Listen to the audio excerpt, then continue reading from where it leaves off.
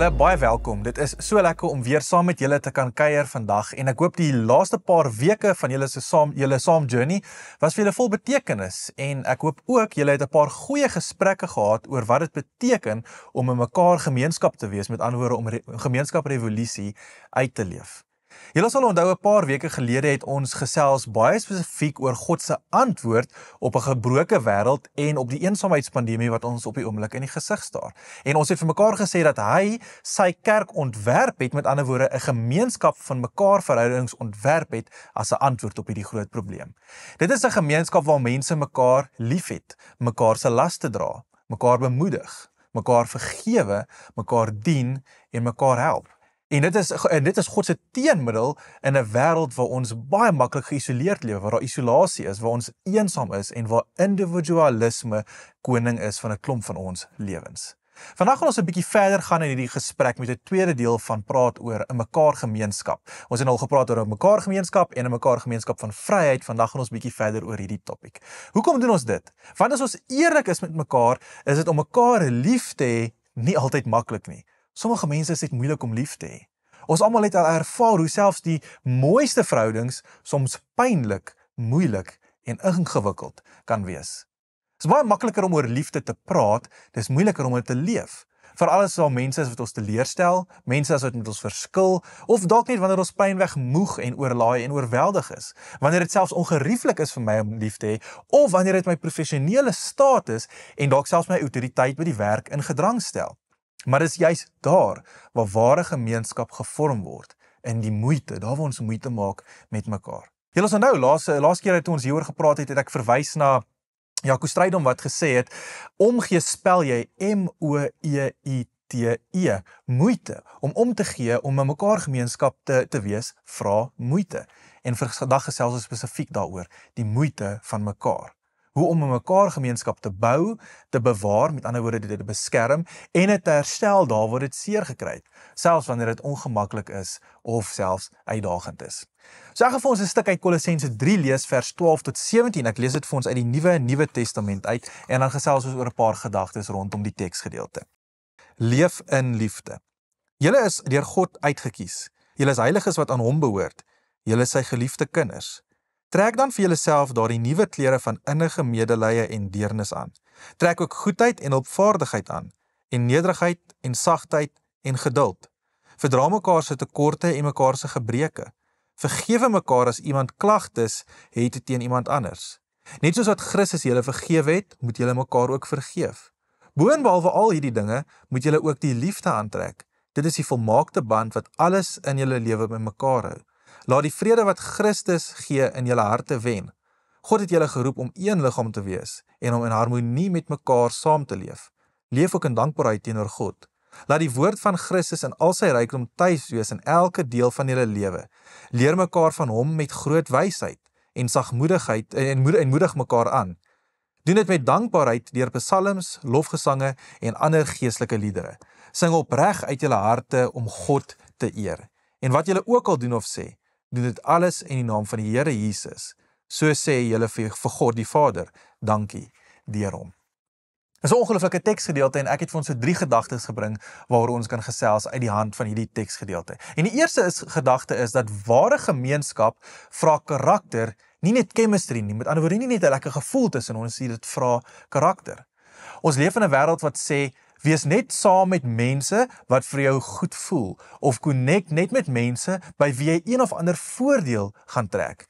Die wêreld sê ook, as iemand jou energie aftrek, jou in 'n ongemaklike posisie sit, nie dieselfde sosiale status as jy het nie, sny hulle uit. Maar Paulus sê die teenoorgestelde. Hy sê, beklee julle met meegevoel, met nederigheid en met geduld met mekaar. Hy sê nie vind mense wat net by jou pas nie. Hy sê, word iemand wat soos Christus lyk. Want ware gemeenskap bou jy nie net deur natuurlike kliek of 'n gereelde belangstellingsveld te leef nie, maar deur Christus se karakter aan te leer.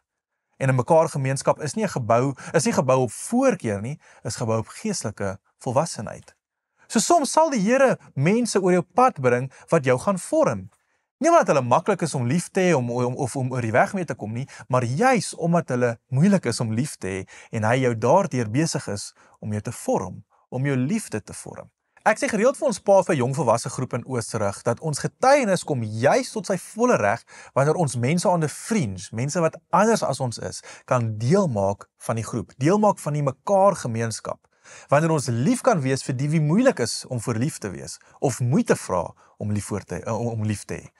As ons nie mense wat anders as ek en jy is kan deel maak nie, mense met 'n gebrek, mense wat anders lyk, mense wat minder het nie, dan val ek in die totaal en al in ons getuienis van Jesus volgelinge. En dis hoekom in mekaar gemeenskap karakter en nederigheid en moeite vra. So hierso is 'n vraag waaroor jy so lank 'n bietjie kan gesels. Watter deel van hierdie teksgedeelte uit Kolossense is vir jou tans die grootste uitdaging om te leef?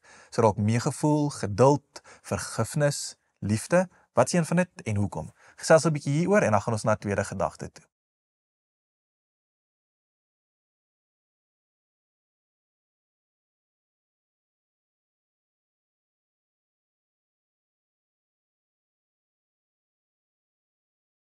Tweede gedagte waaroor ek wil gesels is dat verhoudings 'n gronde is waar ek en jy kan oefen om heilige lewens te leef. 'n Plekke is waar ons gevorm word om heilig te leef. Spreuke 27 vers 17, 'n baie bekende teksgedeelte sê die volgende: Yster slyp yster en vriende vorm mekaar. Met ander woorde, mense maak ons skerper, maak ons meer geduldig, maak ons meer nederig, want God gebruik ons verskille en selfs wrywing tussen mense om ons geloof te slyp, om ons geloof te vorm. Dis ook wat ek baie bekommerd is oor gelowiges wat sê, hulle het nie gemeenskap, hulle het nie die community, hulle het nie die kerk nodig om vir Jesus te volg nie. Want hoe moet ek en jy die vrug van die Gees oefen en leer en uitleef in isolasie?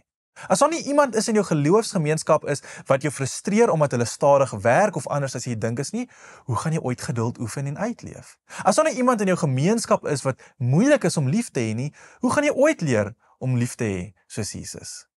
Die ding is, baie mense hardloop juis weg wanneer verhoudings ongemaklik raak, maar dis juis daardie ongemak en in daardie ongemak waar groei lê.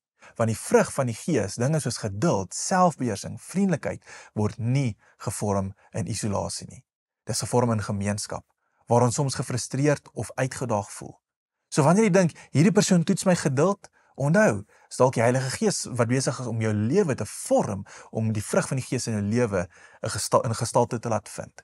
So hier's 'n vraag oor hierdie teksgedeeltjie. Vertel dalk bietjie in die groep van 'n tyd waar iemand jou geloof gevorm het of geslyp het. Hoe het dit jou verander? En was dit 'n gemaklike of 'n ongemaklike proses en wat het jy daaruit geleer? Gesels bietjie hieroor en dan gaan ons na 'n derde gedagte toe.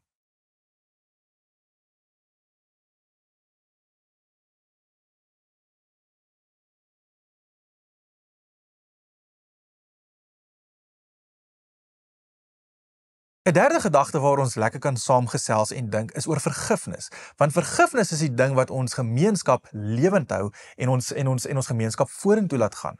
Paulus sê, soos die Here julle vergewe het, so moet julle ook vergewe. Met ander woorde, vergifnis vir volgelinge van Jesus is nie opsioneel nie. Dis nie opsioneel in die koninkryk van God nie. Dis die suurstof van verhoudings. Om nie te vergewe nie is soos om jou eie asem op te hou en te verwag dat die ander persoon versmoor. Dis giftig vir jou eie siel. Gemeenskap kan nie bly leef sonder die genade en vergifnis nie. Die realiteit is, en ons weet dit, ons sê dit vir mekaar, elke mens bring tog 'n stuk stikkindheid na die groep toe. Gewoontes, blinde kolle, saam na jou klein groep, in jou huisgesin, in jou vriendekring. Ons almal het foute.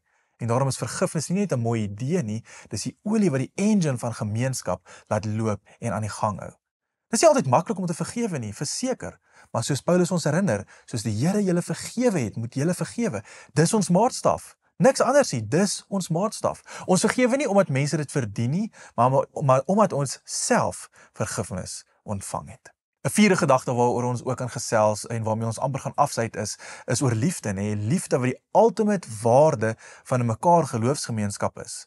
Paulus sluit hierdie teksgedeelte basies af en hy sê, bo dit alles, beklee julle met die liefde, want dis die band van volmaaktheid.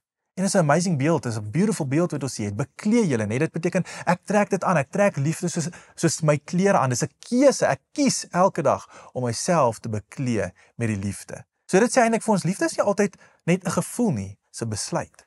Dis om teenwoordig te bly, selfs wanneer dit ongemaklik raak, om te luister, selfs wanneer jy moeg is, en om ruimte te maak vir ander mense se stikkindheid.